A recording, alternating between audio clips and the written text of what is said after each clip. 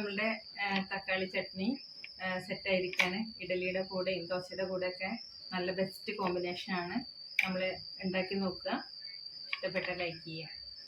നമ്മളിന്ന് ഇവിടെ ഉണ്ടാക്കാൻ പോകുന്നത് തക്കാളി ചമ്മന്തിയാണ് ഉണ്ടാക്കുന്നത്. നമ്മൾ ദോശയ്ക്കും ഇഡ്ഡലിക്കൊക്കെ വേണ്ട ഒരു ഡിഷാണ് ഉണ്ടാക്കുന്നത്. എന്തൊക്കെയാണ് അതിന് ആവശ്യമായ സാധനങ്ങൾ എന്ന് പരിചയപ്പെടുത്താം. തക്കാളി, മുളക് പൊടി, കടുക്, മല്ലിപ്പൊടി, മല്ലിയില, കറിവേപ്പില, ആവശ്യത്തിന് ഉപ്പും വെളിച്ചെണ്ണയും ചേർത്ത് നമ്മൾ ഈ ചമ്മന്തി പ്രിപ്പയർ ചെയ്യുന്നത്. എങ്ങനെയാണ് ഉണ്ടാക്കുന്നത് എന്നുള്ളത് നമ്മൾ വീഡിയോയിൽ കാണാം. വെൽക്കം ടു ഉണ്ണിപ്പൊന്നൂസ് വീഡിയോയിലേക്ക് സ്വാഗതം പറയുകയാണ്. നമ്മളിന്ന് ഉണ്ടാക്കാൻ ചെയ്യുന്നത് തക്കാളി ചമ്മന്തിയാണ്. നമ്മൾ ദോശയ്ക്ക് ഇഡ്ഡലിക്കൊക്കെ നമ്മൾ ഉണ്ടാക്കുന്ന ഒരു ചമ്മന്തിയാണ്. നമ്മൾ സാമ്പാറിനേക്കാളും രുചിയുള്ള ഒരു ചമ്മന്തിയാണ് ഉണ്ടാക്കുന്നത്.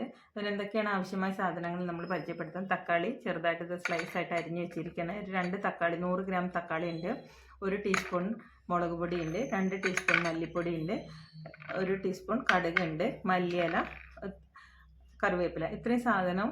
അതിൻ്റെ കൂടെ ഉപ്പും ആവശ്യത്തിനുള്ള വെളിച്ചെണ്ണയും ചേർത്താണ് നമ്മളിത് ഉണ്ടാക്കുന്നത്. എങ്ങനെയാണ് ഉണ്ടാക്കുന്നത് നമുക്ക് വീഡിയോയിൽ കാണാം. നമ്മളൊരു പാൻ അടുപ്പത്തേക്ക് വെക്കുകയാണ്. ഒരു 10 ml 10 മില്ലി എണ്ണ അതിലേക്ക് ഒഴിച്ചു കൊടുക്കുകയാണ്. എണ്ണ ചൂടായി വരുമ്പോൾ നമ്മൾ എടുത്ത് വെച്ചിരിക്കുന്ന കടുക് ചേർത്ത് കൊടുക്കുകയാണ്. ഇത് നന്നായി പൊട്ടി വരണം. അതുവരെ നമ്മൾ വെയിറ്റ് ചെയ്യേണ്ടതാണ്. നമ്മൾ 2 ഇല കറിവേപ്പില ഇട്ട് കൊടുക്കുകയാണ്. നമ്മൾ എടുത്ത് വെച്ചതിന് 2 ടേബിൾ സ്പൂൺ മല്ലിപ്പൊടിയാണ്. അത് എണ്ണയിലേക്ക് തീ വളരെ സിമ്മിലേക്ക് ഇട്ടണം. അതിനുശേഷം നമ്മൾ ഈ മല്ലിപ്പൊടി ചേർത്ത് കൊടുക്കുക. അതൊന്ന് ചൂടായി വരുന്ന സമയത്ത് നമ്മൾ എടുത്ത് വെച്ചിരിക്കുന്ന 1 ടീസ്പൂൺ മുളക് പൊടി ചേർത്ത് കൊടുക്കുക. അത് ഒന്ന് നന്നായിട്ട് ഇളക്കി ഒന്ന് മൂപ്പാവണ്ട, ജസ്റ്റ് ഒന്ന് ചൂടാവുന്നത് അതിലേക്ക് നമ്മൾ എന്ത് ചെയ്യുക, അരിഞ്ഞു വെച്ചിരിക്കുന്ന തക്കാളി ചേർത്ത് കൊടുക്കുകയാണ്.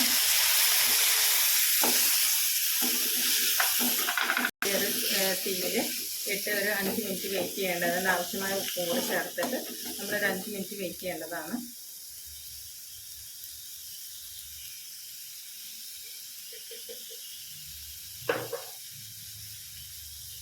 ഇതിലേക്ക് നമ്മൾ ലേശം ഉപ്പ് ചേർത്ത് കൊടുക്കുകയാണ്.